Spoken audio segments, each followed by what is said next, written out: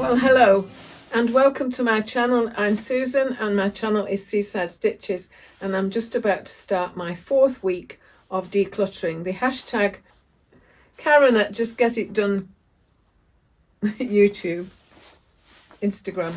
She's a quilter. She's amazing. Anyway, I've just walked in.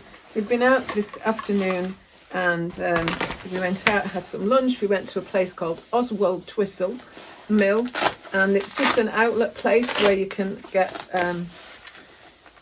just all sorts of clothing and household things, and there is also a sewing machine area, a big shop within the place called Lord's, and they are brother they specialise in brother sewing machines, etc, etc. So yeah, as I say, I've just come in. So we went out and I wore this. This is my 2247. I usually just know this straight off and I can't remember what it's called. Anyway, I can wear a long sleeve jumper underneath it. Anyway, so far I've done 3 separate weeks on decluttering. I've not done it as standardised as Karen at Just Get It Done Quilts. That's what she's called. I haven't done it as close to her format. You can do it exactly how you want to do it, but she sets some ideas, and this is her 5th year of running it. I think I've done it the last couple of years, and so I've done. I've concentrated on threads. I've concentrated on equipment, tools, scraps, and all my videos, they all follow on from each other. You don't have to have watched the one before to understand what's going on, but sometimes I reference. So I talked about having some fabric, and I did think I would make it up shortly and possibly make it up in toaster sweater, and then the week after I decided no, I won't. Then I decided I would, so I did make it up last week. And I'm really pleased with it. I had to have the pattern going that way because I had to have it on the cross grain because there wasn't enough stretch going down. So that's that bit. I'm just explaining as an example. I can show you, this is the 2247 that I was talking about, but when I do my Friday sews, which will be at the end of January, I'll talk about the makes and what they were and what the pattern is and where the fabric was from and all that, because that's not what the topic is at the moment. It's me decluttering and finding that I had a bag full of even this. I had a tray full of scraps, and there were lots and lots of them, and from that I've been making other things. And one of the things I started making last week was this Linnea sweater. It's not finished. I've not got the cuffs and the bottom band on yet, so that's where I left you from last week. And this week I'm going to go a bit further into, I've got another set of drawers here that I've not gone into yet about my notions. I've looked very quickly into these cupboards where I have lots of plastic boxes. You may not be able to see, I have plastic boxes with various amount of fabric and whatever they are, and I want to go through them. I may show you, I may not. I may just tip them all out and just sort them again so that I know exactly what's there. But most of the things that are in this side of the room are only small pieces of what's left after I've made something, and I need to have a system of what happens to those. So really it's about what Karen talks about is that you have a capacity. You can whatever your sewing area is, you can identify what the capacity is, and if you are going beyond your capacity in notions, in fabrics, in threads, in patterns, and in whatever else you've got, equipment, then you need to be making sure that you can alter that so that it all fits the capacity of what you have. And so at this point I've been very, very fortunate in that I've got quite a big room. It's a double bedroom. We moved downstairs, our main bedroom downstairs, and I've been using this for several months now. But we are moving and we're going to be downsizing very considerably. And so I have to make sure that it's no good just looking at the capacity of what this room is. I've got to look at what the potential of the capacity will be in my other place. So I've been taking it slowly, really. I've not been getting all stressed about it. And she talks about getting distracted by squirrels, and squirrels are things that will take you down a rabbit hole or a squirrel hole or whatever, that will distract you from doing your decluttering. But I have managed to do a few squirreling in things into it, but it hasn't taken over my mind and stopped me from doing what I'm meant to be doing. You also reward yourself with 30 minutes or an hour of sewing every day, and that's what I've been doing. And sometimes it's been longer than an hour, and sometimes I've just felt it's been amazing just being able to sit and sew and finish something, go to the end of the process, because I love the process. Normally I don't have an immediate need to make whatever else everyone else is making. So I've really personalised the things that I've made and the things that I've rescued to be able to use again in some other fashion. So I don't know if that makes sense, but I'm just going to leave you now, and I'll carry on doing bits and pieces and put videos and little clips in and show you where I'm up to. And I hope you're interested in that. And thank you for being here, and thank you. If you do like it, please give a thumbs up and subscribe. That would be great. And then more people see it, and it's kind of, it helps me feel like there is a worth in making these videos.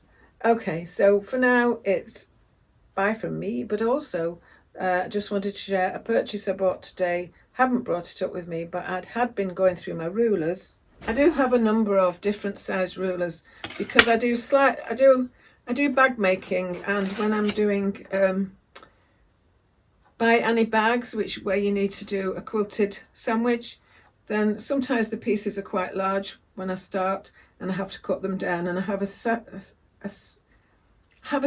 of rulers that work very well together for that process. And I also occasionally do some patchwork, just very limited, like table runners, or some household things. So I've been looking at doing the potato chip block that was also from Just Get It Done Quilts, from Karen. She talks about that, and you're using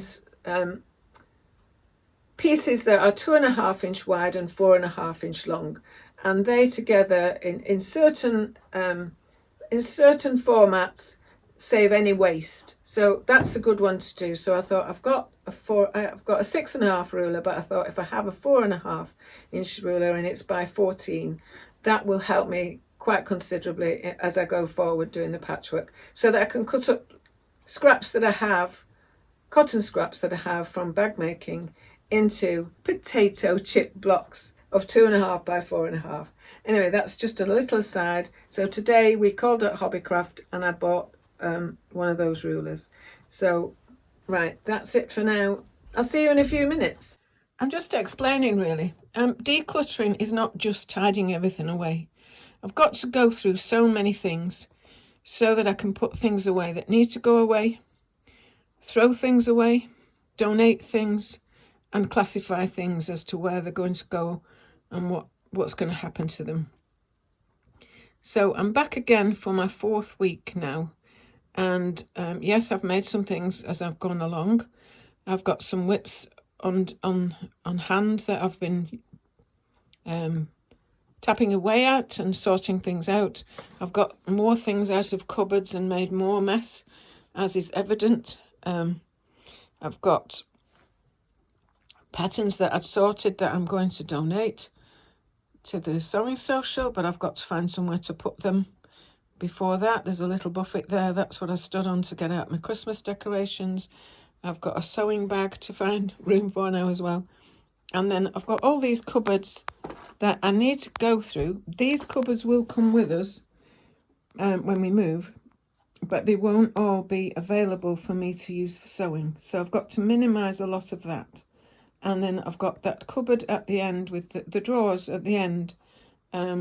Relatively neat, but I need to go through those and be a bit more circumspect about what's going to happen to them. This is not my big massive declutter, but this is certainly the best, what my grandma would call bottoming of the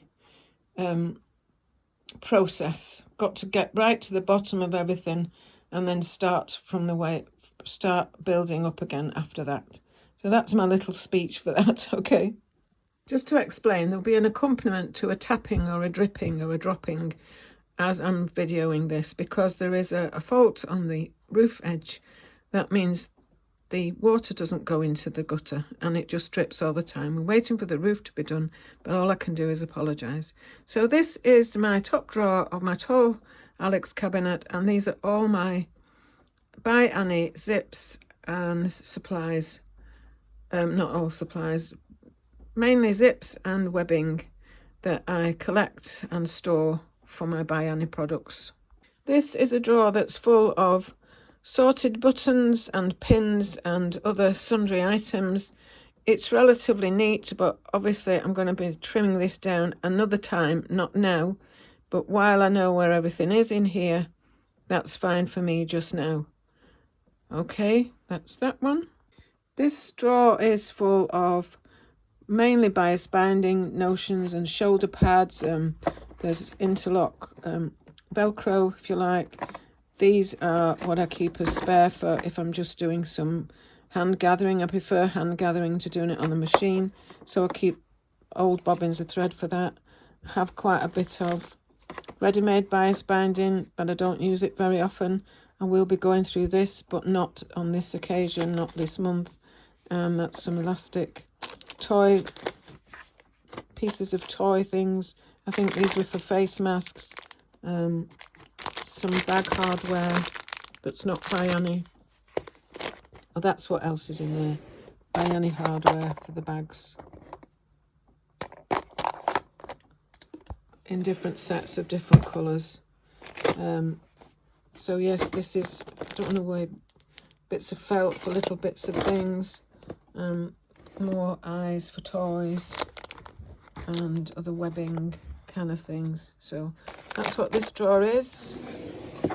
Whoops. See, you just have to eat a lot of Ferrero Rocher so that you can store things in the boxes. This is to do with videoing, and it's bracket and other brackets for my just for videoing, for putting on the, I can't think what the word is, sorry, the projector, the tripod, for the tripod or for the ring light. This is a microphone, a very old one for a tape recorder. These are things for like hoodies, so they were in this, I think, and I moved them out because I was looking for something. That's that. So then I've got a microphone that is quite a good microphone. I tend not to use it because I shout a lot, and I think that is the whole of that. So these are my bits and pieces are in here, and there's another drawer below it. These are temporary lights, USB charged lighting, just for when I used to use it downstairs. I didn't have much of a place. I could put those on the windowsill and they would be fine. You open it out, but it tips over quite easily, so I don't use it very often, and that's why it's sat in this drawer. I'll be reviewing whether I actually need it or not another time. I do have poppers and one of the tools for that. I've never used them.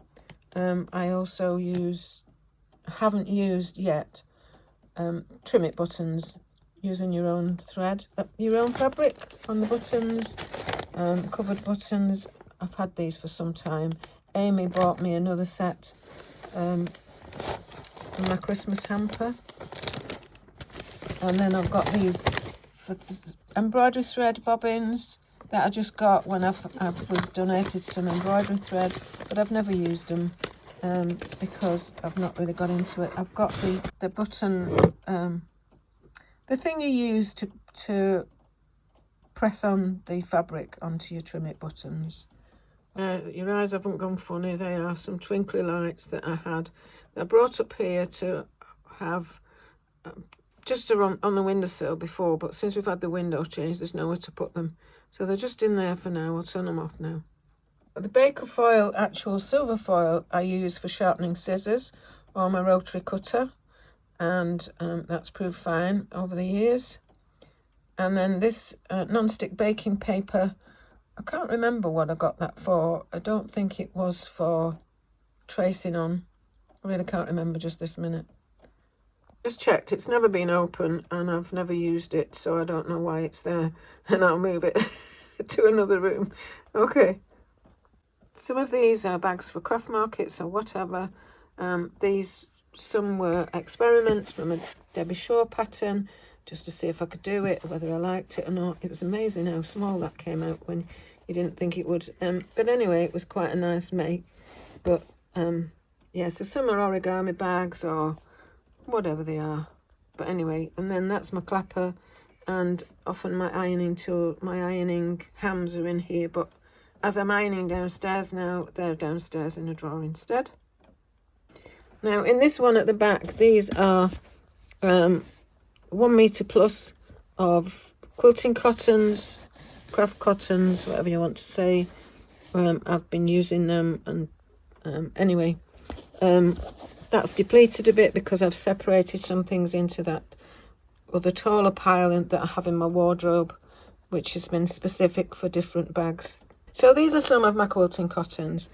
Now this little pile here, they were two that I were teaming together just to make an origami bag. That was the lining and that was the cover of the thing. They're just quite fat quarters.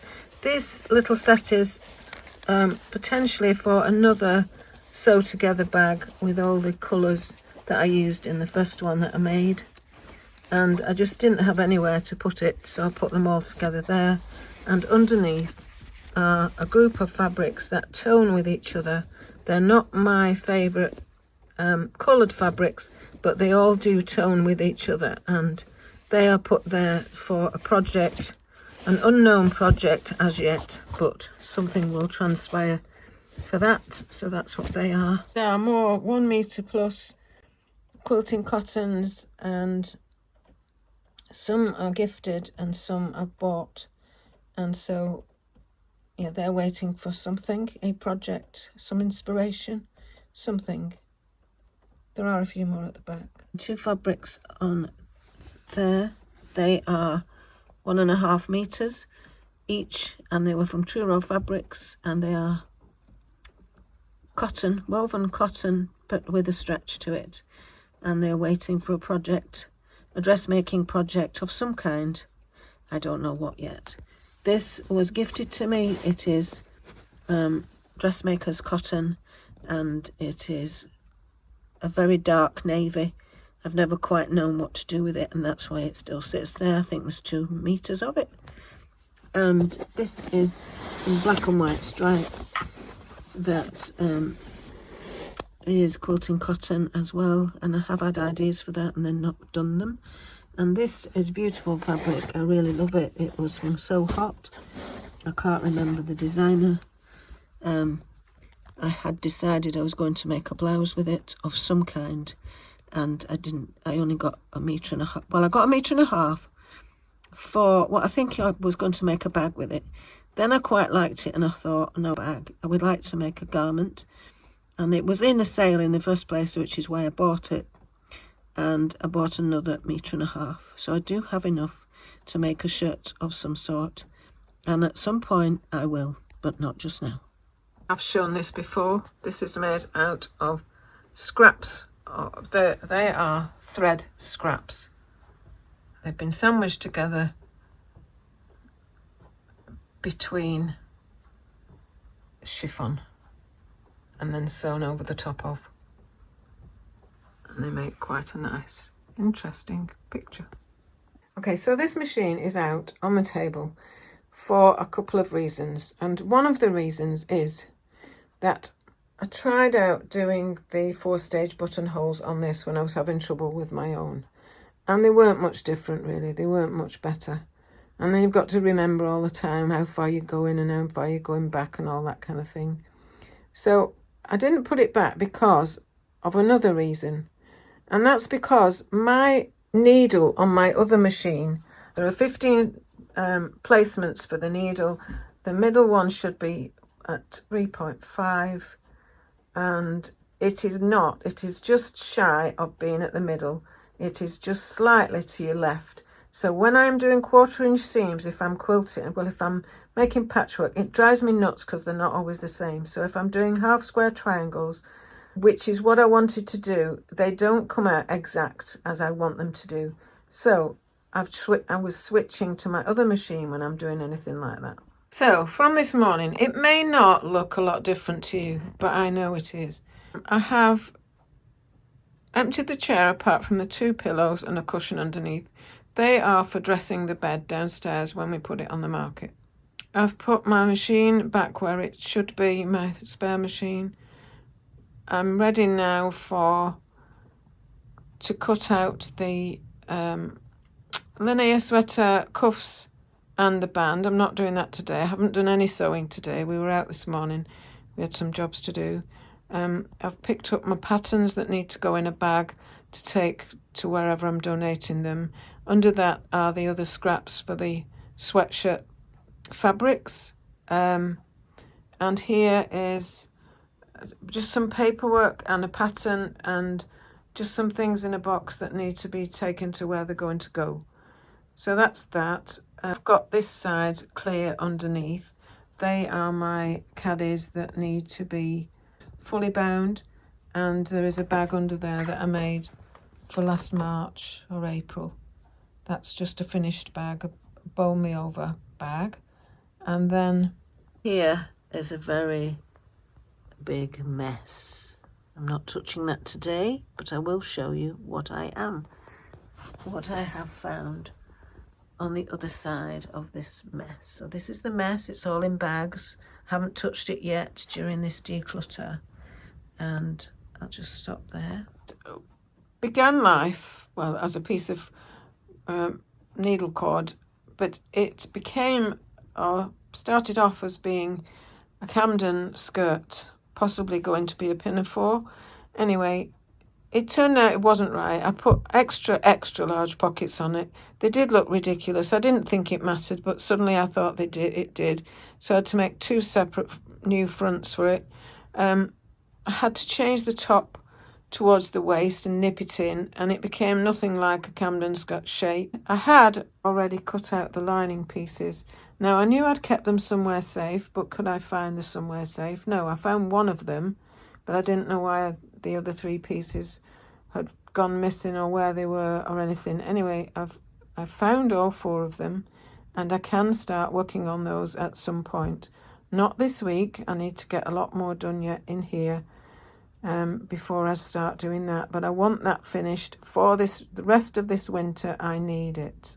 The massive pocket that I put on it, but unpicking it just meant I left loads of holes, well, you know, dents in the fabric, so that's why I had to cut 2 more fronts. Waistband cut there. I don't know that it'll fit anymore because I've changed it so much on the waist size and shape, but it's there. What was left of what I'd done with the pocket. That one's still got the pocket on. I tried to elongate it, but I should have kept that up here and just elongated this bit, and I just went wild with the size of it. Anyway, it doesn't matter, but today it was bitterly cold out and I need a nice warm skirt for the rest of the winter. I've got plenty more of this fabric, so I could put a frill on if I want to, but I'm going to get on with it.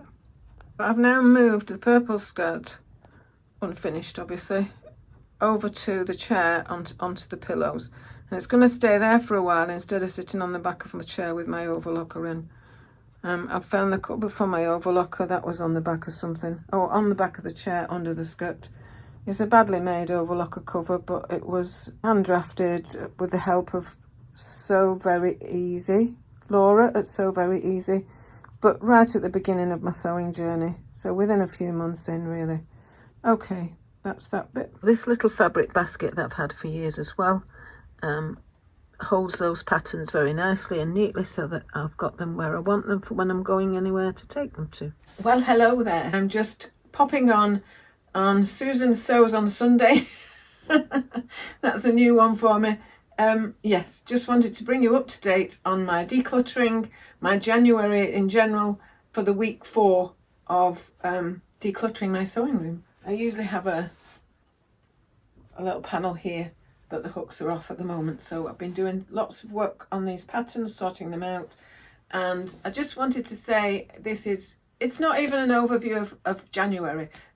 It's just popping on in the middle of week 4 of January. Now the next week is not going to go exactly as I'd like it to in terms of decluttering. I have to finish my accounts for the year end online submission of my self-employed account, my income for the year.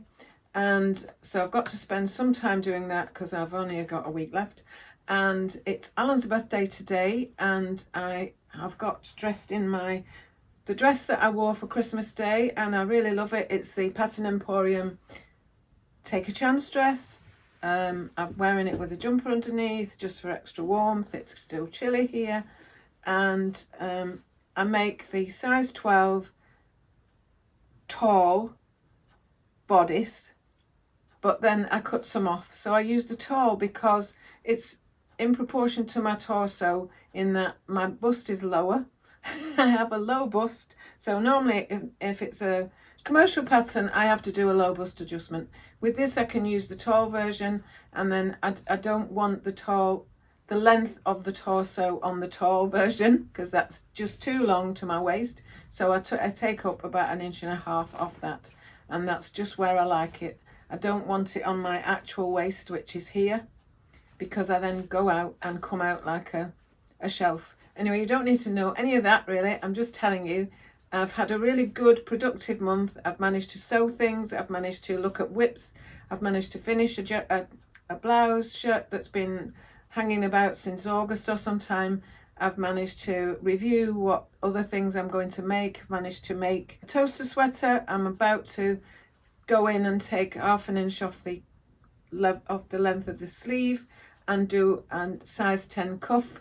If you watched last week's, you'll know what I mean. It's a bit small, it's fine, it's very relaxed fit on the arm to the cuff, but it would be too long for me and I would find it uncomfortable.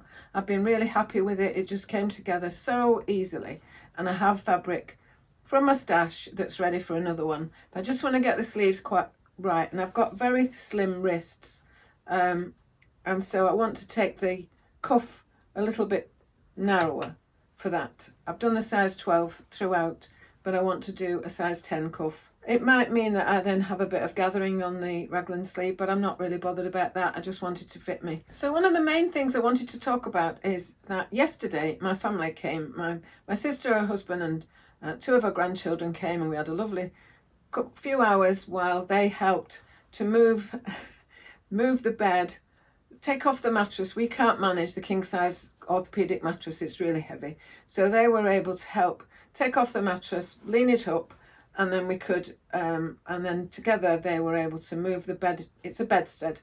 They could move the bed away from the wall, and Alan could go behind and paint it. He'd done the other part that wasn't needing that side done, so he'd already done the other part a couple of weeks ago, and they've been able to come over and help.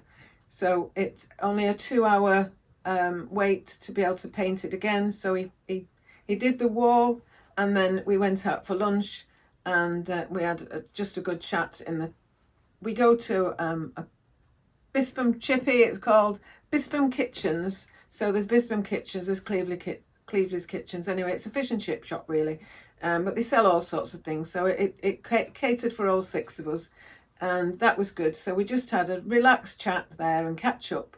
And then when we came back, Alan continued to paint. We waited a little while, and then he painted the second coat on, and then we were all nattering and sharing photos and things. It was just lovely. And then they were able to help put the bed back in position and put the mattress on. And now what we have to do is all the plastic bins that were underneath the bed, Alan and I had moved those out the evening before, and I'd already gone through quite a few of them and limited what was in them. But now we need to do a real big declutter of whatever's in those boxes. There was actually a full big size, really useful box kind of thing under there with my accounts in from 1997 and a bit before that. So they are all for shredding now, and we don't know if it's better just to take the shredder downstairs to shred them in there rather than keep bringing them up, big files and folders of those. So that's one of the things we're going to be starting today, and we need to do a ruthless declutter of all the things that were in those tubs under the bed. So I'm excused sewing room duties today because we've got a hall full of things from the bedroom that we've had to empty so that we can paint a bedroom wall. And we're awaiting family to come and help us to take off the mattress and then be able to move the bed down a bit so that Alan can get behind it to paint the wall. There we go. Then we just have to put it all back again. So things from under the bed, on the bed, over the bed. Here we go.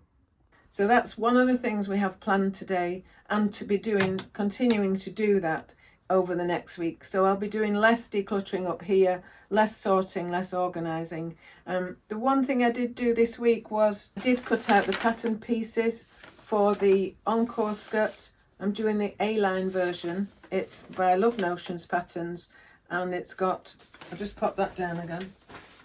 I had to cut it out on the floor downstairs because I've still got my Linnea sweater on the table that I also made out of some scraps and a metre of fabric that I had intentionally for a Linnea, but I used some scraps from other Linneas and a dress that I had scraps from, and I want to make another of those as well. But I'm not loading myself up with loads to do. I'm just kind of clearing as I go.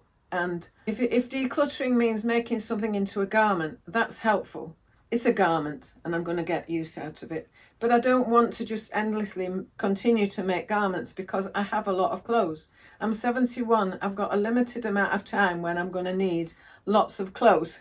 And I also already have lots of clothes. So if you've watched me before, I don't tend to I don't do much bandwagon sewing. I have very carefully considered, I can't think, it's not cultivated. Anyway, the best thing I had last year was in the Me Made May, I got a lot of help from working with Sarah from my handmade wardrobe. Sarah from my handmade wardrobe, she's an independent pattern producer and designer, and she runs courses and is part of the team that helped put on the dressmakers ball in Leicester, as far as I understand. And she did a course on re-owning your own style, and that had been so good for me because it's made me, I feel like I have a good notion of what suits me. I don't particularly want to make something that everyone else has made or a new pattern if it's not going to suit me, if it's not going to be fitting the profile I have that I want. And so I am quite measured on that. And so it helped me, but it also helped me, weirdly, it helped me allow myself to buy 2 ready-made pieces from my wardrobe. So I bought 2 denim skirts that were kind of pencil width and the right length and just what I wanted. And they help work with a lot of the tops that I've got. And that was helpful. And now I'm wanting to make this denim skirt that I bought the denim from in I think the first week of January. I've been watching it in Hobbycraft since whenever, and I wasn't sure whether I want to get into making a denim skirt, which is why I bought those in the first place. But I do have a pattern. I do have that pattern, which I'm still not tackling at the moment. But I want to make the one that this Encore skirt, because as I mentioned that last week in my last video, so there will be a link to that if you want to look at that and catch up with why I want to make that skirt particularly. And then seeing how that goes, I may tackle this one. This one has a fly. I've never done a front fly and it's not frightening me, but I don't want to be spending a lot of time because my time is very limited. If you've been with me a while, you'll know that we're trying to get the house on the market so that we can move away, downsize very, very considerably. And I can't be starting things that are going to kind of really tax my head because I've got a lot going on at the moment. And the Encore skirt looks manageable, relatively manageable. There's nothing new that I've not done in that. And it's been helpful going through all my patterns as well, because that, as it's clarified, I've managed to get this many that I don't want to keep. And so they will be donated at the next sewing social that I go to. And that has been helpful because a lot of these I didn't choose. They came free with a magazine. They're not free, are they? You're paying for them, really. But they came alongside a magazine. And I'm also quite a serial pattern maker, so have 3 of certain ones because if I find one that I've got to fit me and I feel good in it and it feels like it fits my style, then I don't want to start messing about trying something else because I know that's a good fit for me. So yeah, I don't follow trends. I think that's what I'm trying to say, except my own my own idea of what trendy is for me.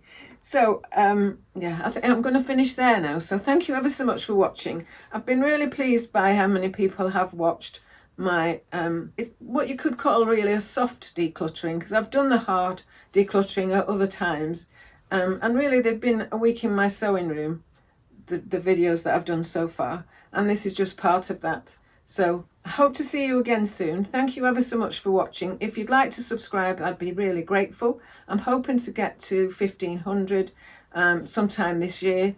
That would be great. I think I'm about 110 off that. I don't expect anything from you. I feel like it's a very selfish process. This me videoing is just about me wanting to share things with other people. I don't feel like I deserve an audience. I just feel I'm happy to be here to share things. I hope I can be inspiring in some way. I don't know what that is, but I'm so happy that I'm still sewing at 71, and that's really my mantra for the year. So I'll see you soon, or not. Bye for now. Lots of love to you. Okay.